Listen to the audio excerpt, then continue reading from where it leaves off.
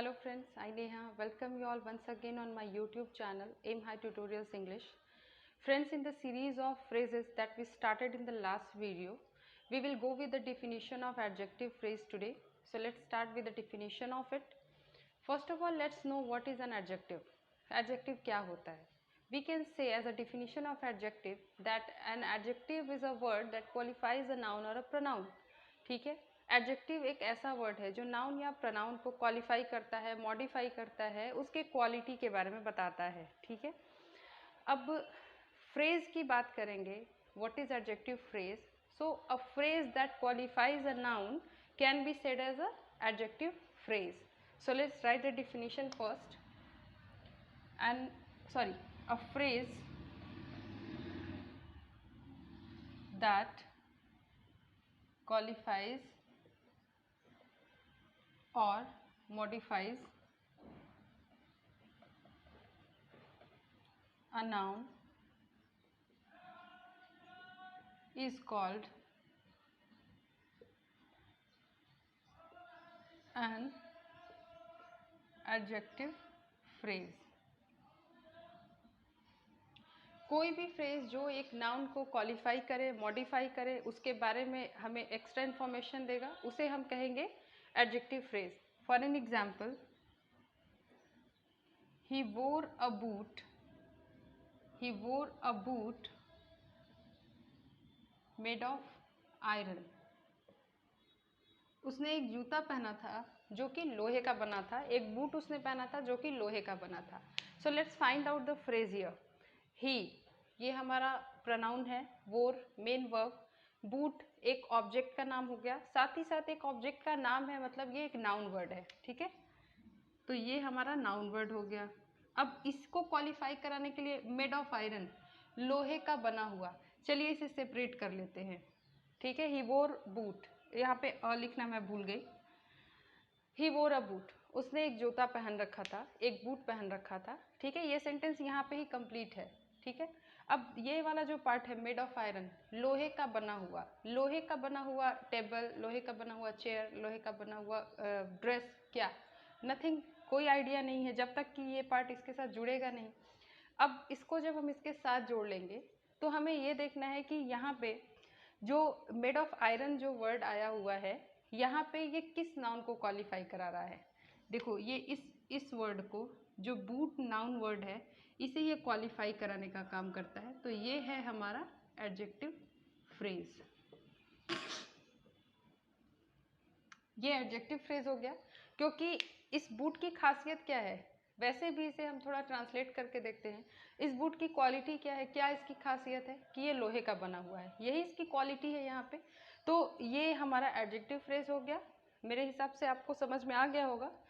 एक और एग्जाम्पल हम लोग लेते हैं और फिर समझते हैं.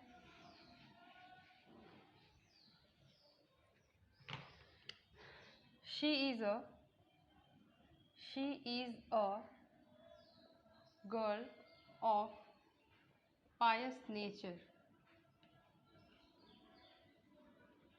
She is a girl of pious nature. Pious का मतलब ये होता है पवित्र, या जो सबके लिए अच्छा सोचे, इस तरह का, जिसके अंदर कोई क्रुएलिटी या कोई बुरी बात जो नहीं सोचता है, पायस नेचर उसे कहते हैं. शी इज़ अ गर्ल, वह एक लड़की है. कैसी? पायस नेचर की, मतलब उसका नेचर कैसा है, अच्छा है. तो यहाँ इसके ये गर्ल जो है, ये हमारा नाउन वर्ड. नाउन में ये कौन सा काइंड है? Common noun. अब ऑफ पायस नेचर, अच्छे विचार वाली लड़की, पवित्र विचार वाली लड़की. ठीक, सॉरी, पवित्र विचार वाले या वाला. कौन है पवित्र विचार वाला? ये लड़की है. इसी के बारे में ये बताया जा रहा है ना, इसी को क्वालिफाई कराने का काम इस वाले पार्ट ने किया है. ये ग्रुप ऑफ वर्ड जो हमारे पास है, देखो हमने फ्रेज के डिफिनेशन में पढ़ा था कि it gives a sense but not complete, means it gives an incomplete sense. ये इनकम्प्लीट सेंस देता है. अगर यहाँ से इसे हम डिवाइड कर लेंगे, of pious nature, pious nature की, पवित्र विचार का, पवित्र विचार की, तो ये यहाँ पे मीनिंग हमें क्लियर नहीं पता चलेगा. मीनिंग कब क्लियर पता चलेगा? जब हम इसे इसके साथ जोड़ के देखेंगे. ठीक है, a girl of pious nature, अगर शी इसको हटा भी देंगे तो it's not a problem. A girl of pious nature, एक अच्छे विचारों वाली लड़की, ये भी सेंटेंस कंप्लीट है. और शी इज़ अ गर्ल मतलब किसी के बारे में कहा जा रहा है कि वह एक अच्छे विचार वाली लड़की है. तो पूरा कंप्लीट मीनिंग है। तो कंप्लीट मीनिंग लेने के लिए इस फ्रेज को हमें जोड़ना होगा इस वाले पार्ट के साथ। अब ये जो है ये इसकी क्वालिटी को बता रहा है, ये हो गया हमारा एडजेक्टिव फ्रेज। ठीक है, अब एक और एग्जांपल ले लेते हैं हम लोग।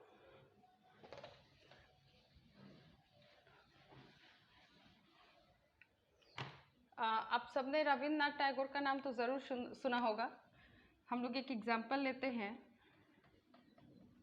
टैगोर वॉज अ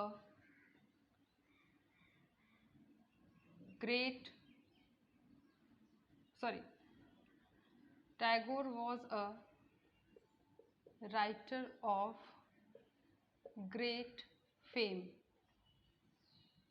टैगोर जो हैं वो ग्रेट फेम मतलब काफ़ी जाने माने राइटर हैं।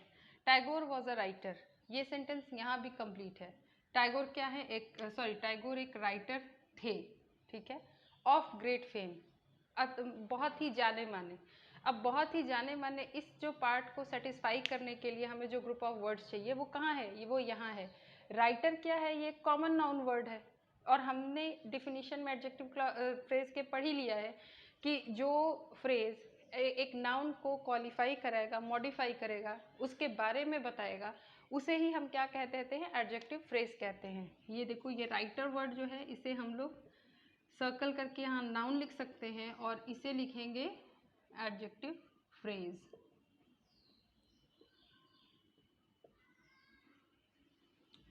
I hope you must have understood it. अब एक और हमारे पास ट्रिक होती है, उस ट्रिक से हम ये जान लेंगे कि जो हमने एडजेक्टिव फ्रेज को ढूंढा है, सेपरेट किया है, क्या वो सही है या नहीं है। ठीक है, और उसे हम कैसे करेंगे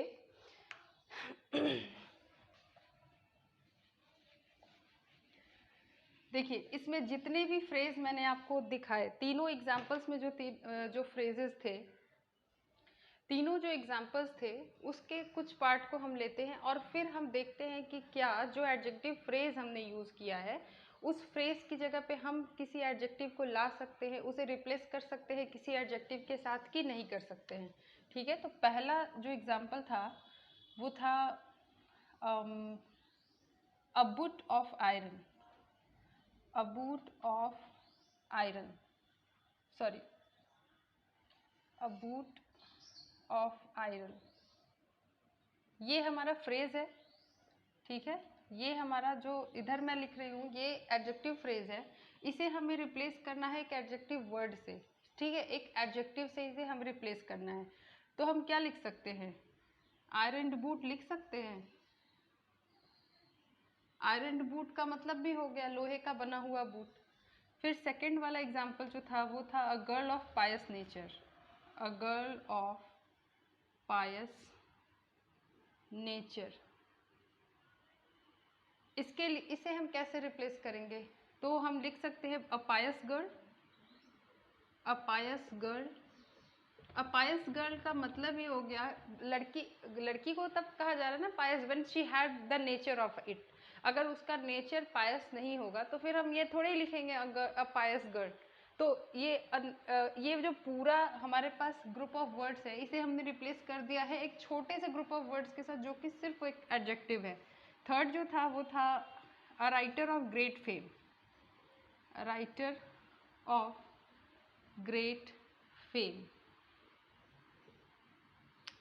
a writer of great fame. इसे हम कैसे रिप्लेस कर सकते हैं, यहाँ लिख सकते हैं फेमस राइटर।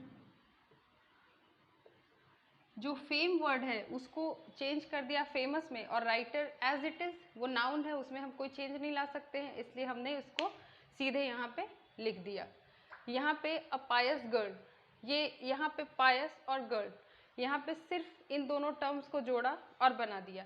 तो जब आप कभी एडजेक्टिव फ्रेज को सेंटेंस में देख रहे हो, ढूंढ रहे हो, और आपको ये देखना है कि आपने सही ढूंढा है या नहीं ढूंढा है, तो आप उसको एडजेक्टिव से रिप्लेस करने की कोशिश कीजिए। अगर वो एडजेक्टिव से रिप्लेस हो जाता है मतलब कि आप सही हैं, आपने सही तरीके से बनाया है। ठीक है, अब कुछ दूसरे और एग्जाम्पल्स लेते हैं और समझते हैं इसे।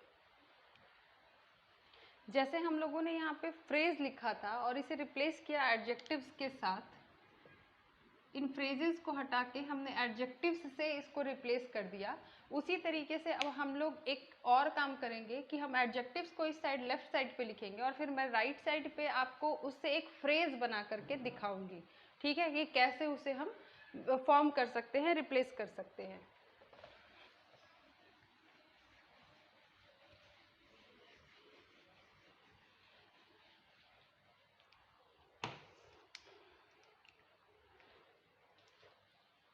सबसे पहले इधर मैं कॉलम में लिख लेती हूँ एडजेक्टिव और इधर लिख लेते हैं adjective phrase.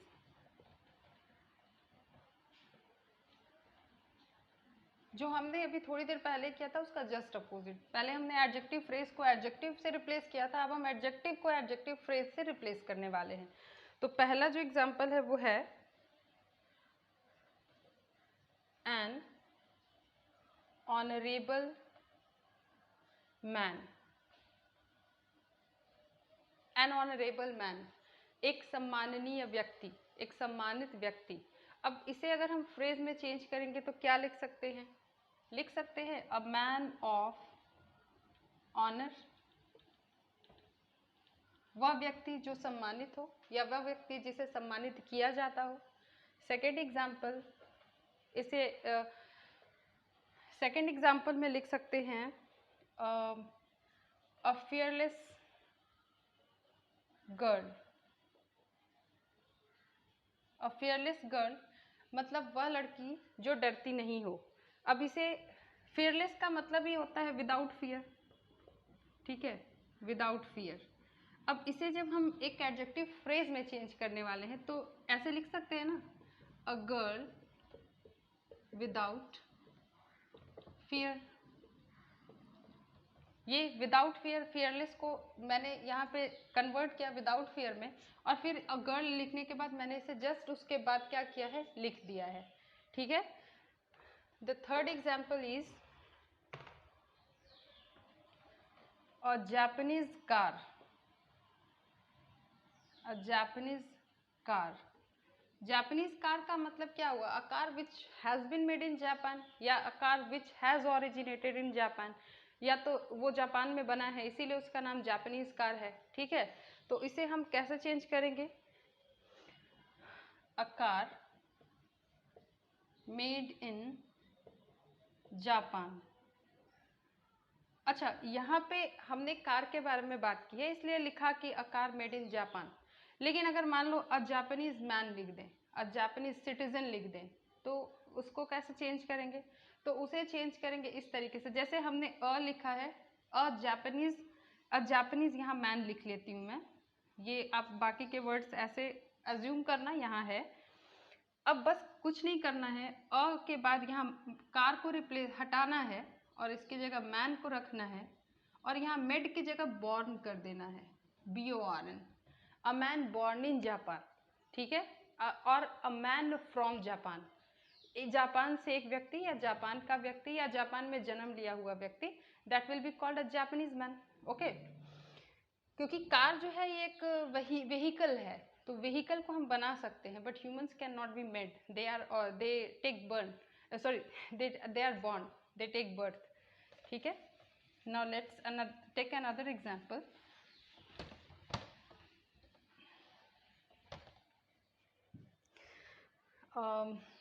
Fourth one, city of a city shop, मतलब शहर की एक दुकान। ठीक है, सॉरी अ सिटी शॉप, इसे जब रिप्लेस करेंगे तो ऐसा लिख सकते हैं अ शॉप इन द सिटी। अगर शहर की दुकान है इसका मतलब शहर के अंदर ही है, तो हमने यहाँ पे एडजेक्टिव फ्रेज बनाया। एडजेक्टिव्स को हमने रिप्लेस कर दिया है फ्रेजेस से। Okay, I hope this was all about the adjective phrases. I hope कि ये पूरा एक्सप्लेनेशन आपकी समझ में आया होगा, and it will be helpful to you while practicing the questions, while solving the questions and exercises given in your grammar books. Keep on practicing and keep on watching my videos. If you like it, please share it to your friends, subscribe, and always keep on